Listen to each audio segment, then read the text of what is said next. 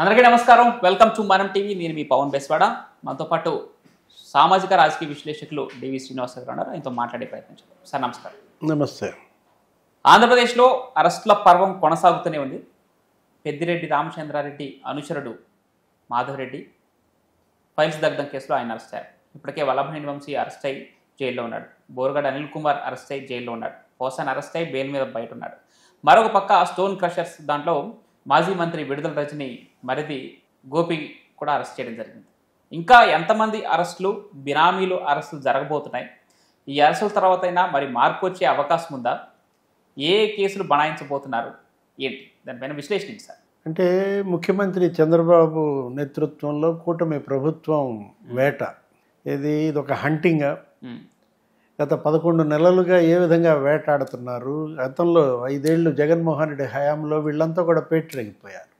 అనేక అవినీతి అక్రమాలకి పాల్పడ్డారని వీళ్ళపై ఆరోపణలు, అటు భూ కబ్జాల ఆరోపణలు, తర్వాత మద్యం సిండికేటు కుంభకోణం ఆరోపణలు, ఆ తర్వాత మట్టి మాఫియా అని, గ్రావెల్ మాఫియా అని, అసలు అనేక రకాలైనటువంటి అవినీతి కుంభకోణాలే కాదు, దాడులు, హింస, దౌర్జన్యాలు, కిడ్నాప్లు, హత్యలు, వాటన్నిటినీ ఇవాళ మరి కూటమి ప్రభుత్వం పాత కేసులను మళ్ళా పెట్టడం, మళ్ళా తవ్వి బయటకు తీయటం, కొత్త ఆధారాలని జోడించటం, సాంకేతికంగా ఇవాళ టెక్నికల్ ఎవిడెన్స్లను కూడా నిర్ధారించి వీళ్ళని ఒక్కొక్కరిని అరెస్ట్ చేసుకుంటున్న విధానం.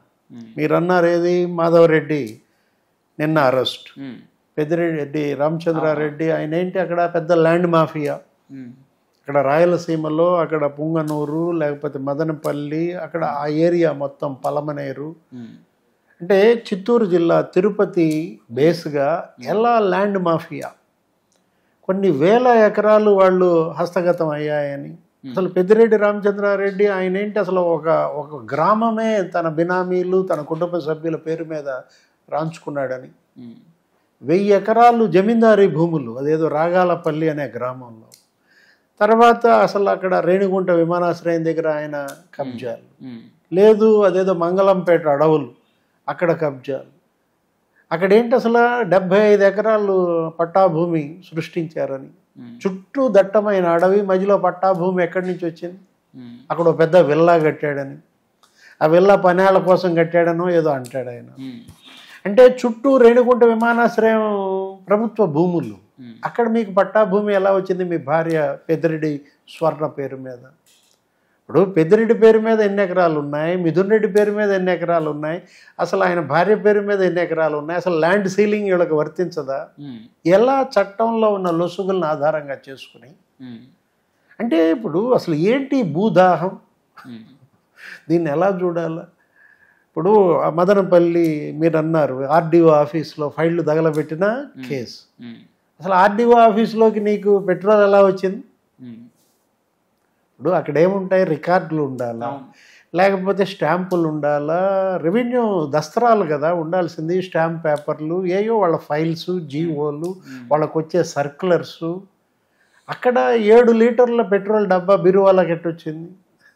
దాంట్లోనే సీసీటీవీ ఫుటేజ్ కూడా మాయం కావడం కూడా చర్చనీయాంశమైంది. ఆ టైంలో అసలు సీసీటీవీ ఆగిపోవడం ఏంటి, పెట్రోల్ రావడం ఏంటి, ఫైల్స్ దగ్ధం కావడం ఏంటి? దాంట్లోనే 2 ఆర్డీఓలు సస్పెండ్ అయ్యారు. దాంట్లోనే ఇప్పుడు ఇతను అరెస్ట్ కూడా, ఎవరు మీరు చెప్పిన ఈ పెద్దిరెడ్డి అనుచరుడు మాధవరెడ్డి అరెస్ట్. అతను ఎక్కడో కళ్యాణ మండపం మీద కట్టుకుని అక్కడ ఉంటున్నాడంట. ఈ సిఐడి కొండయో ఏదో ఉంది పేరు, కళ్యాణ మండపం అద్దెకు కావాలని వెళ్ళి అతన్ని ట్రాప్ చేసి వాళ్ళ పని పట్టుకుని తీసుకొచ్చిన విధానం. అంటే ఇవాళ వీళ్ళెంత దూరం పారిపోయినా పట్టుకొస్తున్నారు, ఏది దేశాలు దాటి వెళ్ళిపోతున్నారు అయినా పట్టుకొస్తున్నారు. మనం చూసాం కసిరెడ్డి రాజు దుబాయ్ వెళ్ళిపోయాడు అన్నారు. అంటే దుబాయ్ కేంద్రంగా ఎంత పెద్ద ఎత్తున అక్కడ అసలు మనీ లాండరింగ్ జరిగింది, హవాలా లావాదేవీలు నడిపారు. పదే వీళ్ళు ఈ దుబాయ్ పర్యటనల యొక్క ఆంతర్యం ఏంటి? ఒక్కొక్కడికి 2 పేర్లు. ఇప్పుడు కసిరెడ్డి రాజు అసలు అతని ఇంటి పేరే 2 ఇంటి పేర్లు కనపడతాను. మొన్నటిదాకా కసిరెడ్డి అనుకుంటే ఇప్పుడు కేసిరెడ్డి అంటున్నారు. అతని పేరు రాజశేఖర్ రెడ్డి అలియాస్ రాజ్, కానీ అతను వీసా ఏదో మొన్న ఏమైనా కొత్త పేరుతో చూసాం, రాజేష్ రెడ్డి అంట. అతను తోడలుడో ఏదో అంటున్నారు, చాణక్య రాజ్ అలియాస్ ప్రకాష్ అంటున్నారు. అంటే రెండు పేర్లు ఎందుకు పెట్టుకోవాలా అసలు? అంటే వీళ్ళు ఉద్దేశపూర్వకంగా ఎలా వీళ్ళు ప్రభుత్వం కళ్ళు కప్పటం కోసం, అతను ఎవరో అవినాష్ రెడ్డి, అవినాష్ రెడ్డి అలియాస్ సుమిత్ అట, ఇంటెలిజెంట్ క్రిమినల్స్ అన్నాడు వీళ్ళనే సాయిరెడ్డి.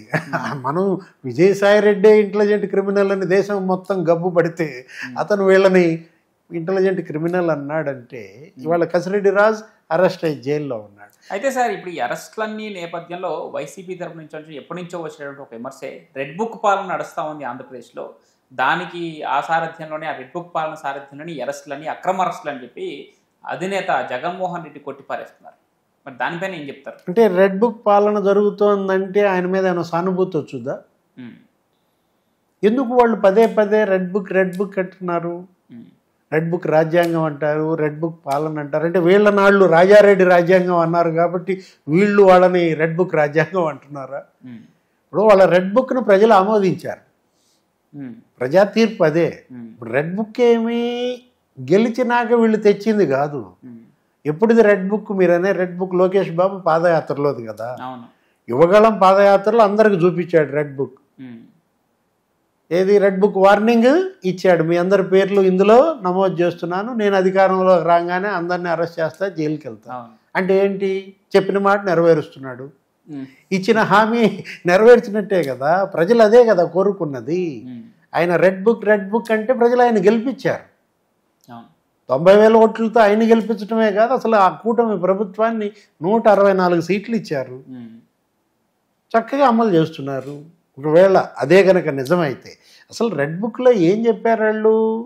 చట్టాన్ని వ్యతిరేకిస్తే, ప్రభుత్వ నిబంధనలని బేఖాతరు చేస్తే, ఉల్లంఘిస్తే వీళ్ళు అరెస్ట్ జరుగుతున్నాయి. ఇప్పుడు పిఎస్ఆర్ ఆంజనేయులు అరెస్టు, ఆయన ఏంటి Kadambari Jatwani kidnap case, DG కావాల్సినాడు, ఐపీఎస్, సీనియర్ ఐపీఎస్ 92 బ్యాచ్, అతను వీళ్ళని పంపించడం ఏంటి కిడ్నాప్ చేయమని? ఇప్పుడు అది విశాల్ గున్ని ఒప్పుకున్నాడు, అతని ఒప్పుకోలు ప్రకటన అప్రూవర్గా మారి ఆయన వాంగ్మూలం ఇచ్చాడు, నాకేం తెలియదు, నాకు టికెట్స్ బుక్ చేసింది మా కమిషనర్ క్లర్క్ అన్నాడు, క్యాంప్ క్లర్క్.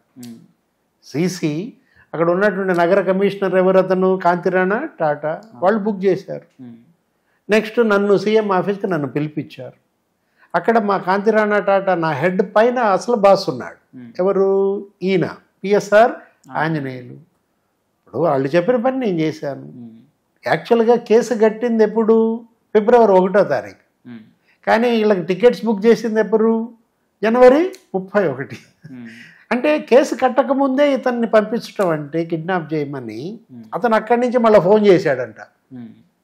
ఇప్పుడు జత్వానీని ఆమె తల్లిని మేము తీసుకొచ్చేసాం, బయలుదేరుతున్నాం, తండ్రిని ఇంకొక టీం పట్టుకొస్తుందని అంటూ ఆయనే ఎవరు ఆ విశాల్ గుండి నేను పిఎస్ఆర్ రాజనాలకు ఫోన్ చేసి చెప్పానన్నాడు. కాంతిరాణా టాటా నేను అప్పటి డీజీపీ కసిరెడ్డి రాజేంద్రనాథ్ రెడ్డికి చెప్పానన్నారు. గో ఎహెడ్ అన్నారని వీళ్ళే చెప్తున్నారు. అసలు పిఎస్ఆర్ఏ ఒప్పుకున్నాడు కదా, ఏమని? కాదంబరిని అరెస్ట్ చేయడానికి మా వాళ్ళు వస్తున్నారు, సహకరించమని నేనే ముంబై పోలీసుతో మాట్లాడానని. అంటే ఎలా వీళ్ళు తప్పుల మీద తప్పులు చేశారు, ఇప్పుడు శిక్షలు అనుభవిస్తున్నారు. ఇప్పుడు రజనీ మరిదన్నారు మీరు, ఎవరు? గోపి అక్రమ వసూళ్లు, ఆ స్టోన్ క్రషర్ని బెదిరించి 2,20,00,000 వసూలు చేశారని కదా. ఆమె పేరు మీద 2 కోట్లు. అసలు అతను దందా మామూలు దందా కాదు. చిలకలూరిపేటలో ఏది బార్ అండ్ రెస్టారెంట్ పెట్టాలన్నా కప్పమే, స్వీట్ షాప్ పెట్టాలన్నా కప్పమే. అక్కడ ఉన్నటువంటి రైతుల దగ్గర వీళ్ళు వసూలు చేశారు. ఆ జగనన్న ఇళ్ళ కాలనీల పేరు మీద మళ్ళీ వాళ్ళకి తిరిగి ఇచ్చారు. తిరిగి ఇవ్వటం అంటే ఒప్పుకున్నట్టే కదా. 1,16,00,000 మీరు ఎందుకు తిరిగి ఇచ్చారు? మీరు వసూలు చేయకపోతే. వాళ్ళు కేసు పెట్టారు, మీరు డబ్బు ఇచ్చారు, వాళ్ళు కేసు ఉపసంహరించుకున్నారు.